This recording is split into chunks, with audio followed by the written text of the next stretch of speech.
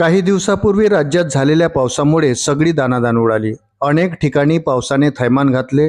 मुंबई, पुणे, नाशिक, ठाणे, पालघर, रायगड जिल्ह्यात तर अतिवृष्टी झाली।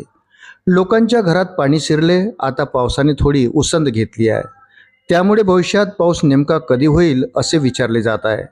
याबाबत हवामानाची माहिती देणारे पंजाबराव डक यांनी सविस्तर सांगितले आहे। पाऊस नेमका कुठे आणि कोणत्या जिल्ह्यात होईल याबाबत त्यांनी भाष्य केले आहे।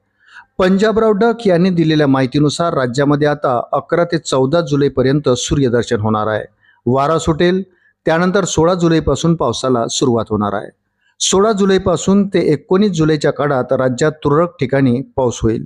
हा पाऊस विखुरलेल्या स्वरूपात असेल। 4 दिवस पाऊस थांबेल। नंतर 16 जुलैनंतर पाऊस पुन्हा सुरू होईल।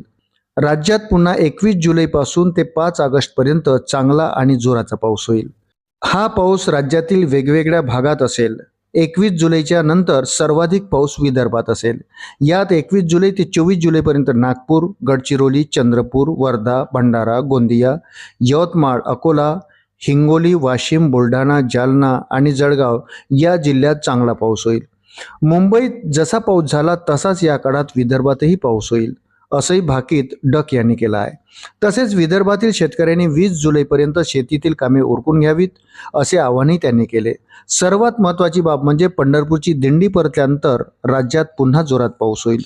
27 जुलैपासून ते 5 ऑगस्टपर्यंत एकदम जोराचा पाऊस होईल। हा पाऊस सगळीकडेच असेल। अहिल्यानगर, पुणे, नाशिक जिल्ह्यात 21 तारखेनंतर चांगला पाऊस होईल। अनेक ठिकाणी अजूनही पाऊस झालेला नाही। यामध्ये नंदुरबार, सोलापूर या जिल्ह्यातील काही भागांचा समावेश आहे। लातूर, धाराशिव, बीड, नांदेड, सांगली या जिल्ह्यातील काही भागातही अजूनही पाऊस झालेला नाही। या भागातही 21 जुलै ते 5 ऑगस्टच्या काळात दररोज वेगवेगळ्या ठिकाणी पाऊस होईल। नंदुरबार जिल्ह्यात 15 जुलैच्या नंतर पाऊस पडेल असा महत्त्वाचा अंदाज डक यांनी व्यक्त केला आहे। अशाच नवनवीन अपडेट्ससाठी व्हिडिओला लाईक आणि चॅनलला सबस्क्राईब जरूर करा। धन्यवाद।